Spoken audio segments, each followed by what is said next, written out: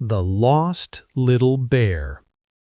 Deep in the green heart of the northern forest, where tall pine trees touched the clouds and rivers sang softly through the stones, lived a little bear named Benny. He was small, round, and fluffy, with brown fur and eyes full of curiosity. Every morning he woke up beside his mother in a warm den made of branches and soft leaves. Benny loved his mother more than anything in the world. She taught him how to find berries, catch fish in the river, and listen carefully to the forest sounds. "The forest is full of stories," she used to tell him. "If you listen closely, it will talk to you." And Benny listened. He loved the whisper of the trees, the laughter of the birds, and the quiet hum of the wind through the grass. The forest was his home, safe, wide, and full of wonder. One cloudy morning. One morning the sky was gray, and a cold wind moved between the trees. Benny and his mother went to the river to look for breakfast. The river was louder than usual, rushing with melted snow from the mountains. "Stay close to me, Benny," his mother said. "The water is strong today." Benny nodded and followed her carefully. But suddenly a loud crack came from the forest. A tree had fallen nearby. Startled, Benny turned his head for just a moment, and when he looked back, his mother was gone. "Mom?" he called softly. No answer. "Mom!"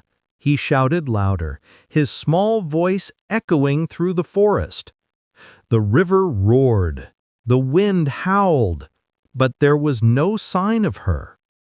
The long, lonely day. Hours passed. Benny searched everywhere. He walked through the thick bushes, climbed small rocks, and sniffed the air, hoping to catch her scent. The forest, which once felt friendly and warm, now seemed big and scary. The tall trees looked darker, and strange noises came from the shadows. He sat near a fallen log and began to cry quietly. "Mom, where are you?" A bird landed near him, a kind old owl with gray feathers. "Why are you crying, little one?" asked the owl. "I lost my mom," Benny said between sobs. "I don't know where she is." The owl looked at him gently. "Don't give up, little bear. The forest may be big, but love is stronger than fear. Keep walking toward the sunrise. Maybe she's looking for you, too." Benny wiped his tears and nodded. "Thank you, Mr. Owl." And so he continued walking, step by step, his small paws pressing into the soft earth. Night falls. As the sun disappeared behind the trees, the forest grew dark and cold. Benny found a small hollow between the roots of a big tree and curled up inside.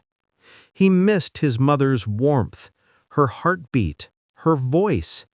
The night was full of strange sounds, the rustle of leaves, the call of wolves far away, and the whisper of the wind through the grass. He was scared, but he remembered what his mother used to say. "When you're afraid, look up. The stars will always watch over you." He looked up through a small opening and saw the stars twinkling above the trees. They looked like tiny fires, far but friendly. "I'll find you tomorrow, Mom," he whispered before falling asleep. The next morning. When Benny woke up, sunlight was shining through the trees. Birds were singing again. and the forest looked softer, kinder. He stretched his little paws and started walking again. He found a patch of blueberries and ate until his tummy was full. Then he followed a stream, hoping it might lead him back to the river, where he last saw his mom. Along the way, he met a red fox. "Hello there, little bear," the fox said with a friendly grin. "What are you doing all alone?" "I'm looking for my mom. Have you seen her?" Benny asked. The fox shook his head. "No, but keep following the stream. It will take you to the big river. Maybe she's waiting for you there." "Thank you," Benny said, and continued walking. But just as things started to look better, dark clouds covered the sky again. The wind grew strong, bending the trees, and rain began to fall. Benny ran for cover under a big rock. Lightning flashed across the sky, and thunder boomed so loud that he jumped. He closed his eyes and hugged himself tightly. "I'm brave," he whispered. "I'm brave like Mom." The storm lasted for hours. The rain turned the ground to mud, and the forest smelled of wet leaves and earth. But finally, the clouds began to move away, and the world became quiet again. When Benny came out, a rainbow stretched across the sky.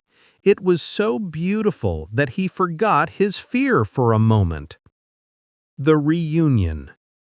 He kept walking until the trees opened into a wide valley, and then he heard it, a deep, familiar sound, a call. "R-Be!" His eyes jumped. He knew that voice. "Mom!" he cried, and ran as fast as his little legs could carry him. Through the tall grass and over the rocks, he ran until he saw her, his mother, standing near the riverbank, her fur wet, her eyes full of tears. She ran to him, and he ran into her arms. "Oh, my little one," she whispered, holding him close. "I was so afraid I'd lost you." "I was scared too," Benny said, his voice shaking. "But I followed the sunrise, just like the owl told me. I never gave up." She smiled proudly. "You're brave, my little bear, just like I always knew you were." They stayed like that for a long time, hugging under the fading light. The river sang softly beside them, and the world felt peaceful again. Back home. That night, they returned to their warm den. The stars shone brightly above, and the forest was calm. Benny curled up next to his mother, feeling her warmth again. "Mom," he said sleepily, "I think the forest really talks." She smiled and whispered, "Yes, it does." And today it told me a story about a brave little bear who found his way home. Benny smiled, closed his eyes, and fell into a deep, happy sleep. Outside, the wind moved gently through the trees, carrying a soft whisper through the forest, the sound of love, courage, and home. Moral: sometimes we get lost in the forest, in life, or in our fears. But if we keep walking, keep believing, and never give up, love will always lead us back home.